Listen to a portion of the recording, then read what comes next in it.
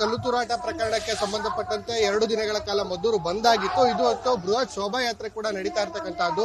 ಈ ಶೋಭಾಯಾತ್ರೆಯಲ್ಲಿ ಜೆಡಿಎಸ್ ನ ಮುಖಂಡರಾಗಿರ್ತಕ್ಕಂಥವ್ರು ಹಾಗೂ ಮಾಜಿ ಸಚಿವರಾಗಿರ್ತಕ್ಕಂಥ ಅನ್ನದಾನಿ ಅವರಿದ್ದಾರೆ. ಅವ್ರನ್ನ ಮಾತನಾಡಿಸ್ತೀನಿ. ಸರ್, ಈ ಸಾಕಷ್ಟು ಬೆಳವಣಿಗೆಗಳನ್ನ ಮದ್ದೂರು ವಿಚಾರವಾಗಿ ನೀವು ಕೂಡ ಗಮನಿಸಿದ್ರಿ ಸರ್. ನಿಮ್ಮ ಫಸ್ಟ್ ರಿಯಾಕ್ಷನ್? ಇದು ನಡೀಬಾರದೇ ಇರತಕ್ಕಂಥ ಘಟನೆ ನಡೆದಿದೆ.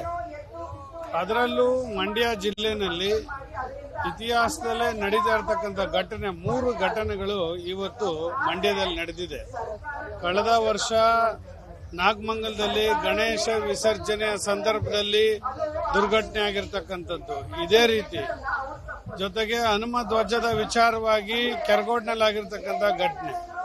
ಇದು ಮದ್ದೂರಿನಲ್ಲಿ ಮೆರವಣಿಗೆ ತೆರಳುವಂತ ಸಂದರ್ಭದಲ್ಲಿ ಬೇರೆ ಧರ್ಮೀಯರು ಕಲ್ಲು ತೂರಾಟ ಮಾಡಿರ್ತಕ್ಕಂಥದ್ದಕ್ಕೆ ಇದು 3 ದಿನಗಳಿಂದ 4 ದಿನಗಳಿಂದ ಮದ್ದೂರು ಬಹಳ ಪ್ರಕ್ಷುಬ್ಧವಾಗಿರ್ತಕ್ಕಂಥದ್ದು, ಬಹಳ ನೋವಿನ ಸಂಗತಿ. ಇದು ನಡೀಬಾರದು. ಯಾವುದೇ ಧರ್ಮದವರು ಬದುಕಲಿಕ್ಕೆ ಅವಕಾಶ ಇದೆ ಸಂವಿಧಾನದ ವ್ಯಾಪ್ತಿನಲ್ಲಿ. ಈ ದೇಶದಲ್ಲಿ ಅಂಬೇಡ್ಕರ್ ಅವರ ಸಂವಿಧಾನ ಬರೆದು ಪ್ರತಿಯೊಬ್ಬ ಮನುಷ್ಯ, ಧರ್ಮ, ಜಾತಿ ಎಲ್ಲರೂ ಕೂಡ ಸಮಾನವಾಗಿ ಬಾಳ್ಬೇಕು ಅಂತಿದೆ. ಆದರೆ ನೀವು ಯಾವುದೇ ಹಬ್ಬಗಳನ್ನ ಮಾಡುವಾಗ ಹಿಂದೂ ಸಮಾಜದವರು ನಿಮಗೆ ತೊಂದರೆ ಕೊಟ್ಟಂತ ಇತಿಹಾಸ ಇಲ್ಲ. ಆದರೆ ನೀವು ಗಣೇಶನ ಸಂದರ್ಭದಲ್ಲಿ ಮಾಡುವಂತ ಸಂದರ್ಭದಲ್ಲಿ ಈ ರೀತಿ ಯಾಕೆ ಘಟನೆಗಳು ನಡೀತವೆ ಅಂತಕ್ಕಂಥದ್ದನ್ನ ನೀವು ಆಲೋಚನೆ ಮಾಡ್ಕೊಳ್ಳೋ, ಬುದ್ಧಿವಂತರಾಗಿ ಬದುಕೋದ್ರ ಬಗ್ಗೆ ಚಿಂತನೆ ನಡೆಸಬೇಕು ಅನ್ನೋದನ್ನ ಇವತ್ತು ತೊಂದರೆ ಕೊಟ್ಟಿದ್ದಾರೆ, ಗಲಭೆಗೆ ಕಾರಣ ಆಗಿದ್ದಾರೆ, ಅವ್ರಿಗೆ ನಾನು ಹೇಳಲಿಕ್ಕೆ ಬಯಸ್ತೇನೆ. ಸರ್, ಈಗ ಈ ಒಂದು ಘಟನೆಯನ್ನ ರಾಜಕೀಕರಣಗೊಳಿಸಿಕೊಳ್ತಾ ಇದೆ, ರಾಜಕೀಯ ಲಾಭಕ್ಕೆ ಅಮಾಯಕರನ್ನ ಬಲಿಪಶು ಮಾಡ್ತಿದೆ ಅಂತ ಹೇಳಿ ಕಾಂಗ್ರೆಸ್ನವರು ಬಿಜೆಪಿ ಹಾಗೂ ಜೆಡಿಎಸ್ ವಿರುದ್ಧ ಆರೋಪ ಮಾಡ್ತಾ ಇರ್ತಾರೆ. ಈಗ ಸರಿ, ಹಂಗಾದ್ರೆ ಯಾರು ನೊಂದವ್ರ ಬಗ್ಗೆ ಹೋರಾಟ ಮಾಡಬೇಕು? ಹಂಗಾದ್ರೆ ಯಾವ ಪಕ್ಷದವರು, ಪಾರ್ಟಿಯವರು, ರಾಜಕಾರಣಿ? ಈಗ ನಾನು ಅನ್ನದಾನಿ, ನಾನು ಜೆಡಿಎಸ್ ಅಲ್ಲಿ ಇದ್ದೀನಿ, ನಾನು ರಾಜಕಾರಣಿ. ನಾನು ನೊಂದವ್ರ ಬಗ್ಗೆ, ಇವತ್ತು ಲಾಠಿ ಚಾರ್ಜ್ ಆಗಿ ವಧೆ ತಿಂದಿರೋರ ಬಗ್ಗೆ, ಈ ಸಮಾಜದ ಬಗ್ಗೆ, ನೋವಿನ ಬಗ್ಗೆ ಕೇಳಬಾರ್ದಾ? ಕೇಳಿದ್ರೆ ರಾಜಕೀಯ ಬೆರೆಸ್ತಾವ್ರೆ ಅಂತನಾ ಅರ್ಥ? ಅದಲ್ಲ. ನೀವು ತಿಳ್ಕೊಂಡಿರ್ತಕ್ಕಂಥದ್ದು ಸರಿ ಇಲ್ಲ. ನಾವು ಸಮಾಜ ಸೇವಕರು, ಯಾವುದೇ ಪಾರ್ಟಿನಲ್ಲಿ ಗುರುತಿಸ್ಕೊಂಡಿರ್ಲಿ, ಅದು ಒಂದು ಭಾಗ ರಾಜಕಾರಣ, ಇನ್ನೊಂದು ಭಾಗ ಸಮಾಜ ಸೇವೆ. ಎಲ್ಲೋ ಒಂದ್ ಕಡೆ ಸಮಾಜದ ಜನರಿಗೆ ಇವತ್ತು ತೊಂದರೆ ಆಗುತ್ತೆ ಅಂದ್ರೆ ಅಲ್ಲಿ ನಾವು ಅವ್ರಿಗೆ ಸಹಕಾರ ಕೊಡ್ತಕ್ಕಂಥದ್ದು ನಮ್ಮ ಧರ್ಮ, ನಾವು ಮಾಡ್ತೀವಿ.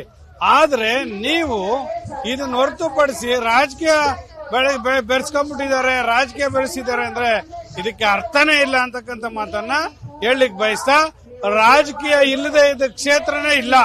ಸಾಹಿತ್ಯ ಕ್ಷೇತ್ರದಲ್ಲೂ ಇವತ್ತು ರಾಜಕೀಯ ಇದೆ. ಸಾಹಿತ್ಯ ಸಮ್ಮೇಳನ ಮಾಡಿದ್ರು ಮಂಡ್ಯದಲ್ಲಿ, ಅಲ್ಲೂ ರಾಜಕೀಯದವರೇ ಮಾಡಿದ್ದು, ಅಲ್ಲೂ MLAಗಳೇ ಮಾಡಿದ್ದು, ಅಲ್ಲೂ ಡಿಸ್ಟ್ರಿಕ್ಟ್ ಮಿನಿಸ್ಟರ್ ಮಾಡಿದ್ದು, ಅವರು ರಾಜಕಾರಣಿಗಳು. ಹಂಗಾರೆ ಅವ್ರು ಮಾಡಬಾರ್ದಾಗಿತ್ತು, ಯಾಕೆ ಮಾಡಿದ್ರು? ಯಾಕೆ ಇನ್ವಾಲ್ವ್ ಆದ್ರು?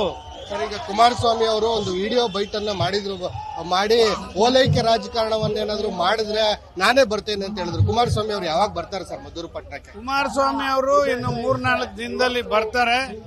ಇಲ್ಲಿ ಏನ್ ಸಮಸ್ಯೆ ಆಗಿದೆ, ಮಂಡ್ಯ ಜಿಲ್ಲೆ ಅವರು ಸಂಸದರಾಗಿದ್ದಾರೆ, ಅವರು ಜನಪ್ರತಿನಿಧಿ ಆಗಿರ್ತಕ್ಕಂಥ ಈ ಸಂದರ್ಭದಲ್ಲಿ ಇವತ್ತು ಅವ್ರದ ಜವಾಬ್ದಾರಿ ಇರೋದ್ರಿಂದ ಇನ್ನು 3-4 ದಿನದ ಒಳಗಡೆ ಬಂದು ನಾನು ಜನರನ್ನ ಭೇಟಿ ಮಾಡಿ ಶಾಂತಿಯುತವಾಗಿ ಬದುಕಲಿಕ್ಕೆ ಏನ್ ಹೇಳ್ಬೇಕು ಅದೆಲ್ಲವನ್ನು ಕೂಡ ಹೇಳ್ತಕ್ಕಂಥ ಮಾತನ್ನು ಹೇಳಿಕ್ ಬಯಸ್ತಾ ಇದ್ದೀನಿ. ಅಂದ್ರೆ ಏನಾದ್ರು ಒಂದು ಕಾರ್ಯಕ್ರಮ ಅಥವಾ ಯಾತ್ರೆ ಏನಾದ್ರು ಆಗುತ್ತಾ ಸರ್? ಕುಮಾರಸ್ವಾಮಿ ಅವರು ಬಂದಂತ ಸಂದರ್ಭದಲ್ಲಿ ಯಾತ್ರೆ ಅಥವಾ ಕಾರ್ಯಕ್ರಮ ಏನಾದ್ರು ಆಗುತ್ತೆ?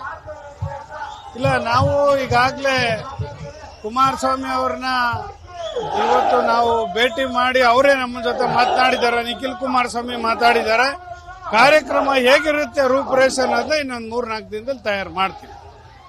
ಇದಿಷ್ಟು ಜೆಡಿಎಸ್ ನ ಹಿರಿಯ ಮುಖಂಡರಾಗಿರ್ತಕ್ಕಂಥ ಅನ್ನದಾನಿ ಅವರ ಮಾತಾಗಿರ್ತಕ್ಕಂಥದ್ದು. ರಾಜಕಾರಣ ಇಲ್ಲದ ಕ್ಷೇತ್ರ ಇಲ್ಲ. ಈ ನೊಂದವರ ಪರವಾಗಿ ಧ್ವನಿ ಎತ್ತಿದ್ರೆ ಅದು ರಾಜಕಾರಣ ಹೇಗಾಗುತ್ತೆ ಅನ್ನುವಂತಹದ ಪ್ರಶ್ನೆಯನ್ನ ಕಾಂಗ್ರೆಸ್ಗೆ ಮಾಡ್ತಾ ಇರ್ತಕ್ಕಂಥದ್ದು. ಅಲ್ಲದೆ HD ಕುಮಾರಸ್ವಾಮಿ ಅವರು ಇನ್ನು 3-4 ದಿನಗಳ ಒಳಗಾಗಿ ಮದ್ದೂರು ಪಟ್ಟಣಕ್ಕೆ ಆಗಮಿಸ್ತಾರೆ. ಆವಾಗ್ಲೂ ಕೂಡ ಒಂದು ಕಾರ್ಯಕ್ರಮವನ್ನು ರೂಪಿಸಿ ಮದ್ದೂರು ಜನತೆಗೆ ಒಂದು ಸಾಂತ್ವನವನ್ನ ಹೇಳುವಂತ ನಿಟ್ಟಿನಲ್ಲಿ ಕ್ರಮ ವಹಿಸ್ತೇವೆ ಅನ್ನುವಂತ ಮಾತುಗಳನ್ನು ಹೇಳ್ತಾ ಇರ್ತಕ್ಕಂಥದ್ದು. ಕ್ಯಾಮರಾ ಪರ್ಸನ್ ಸೂರ್ಯಪ್ರಕಾಶ್ ಜೊತೆ ಸಂದೀಪ್ ಕುಮಾರ್, ಅಶ್ವವೇಗ ನ್ಯೂಸ್, ಮದ್ದೂರು.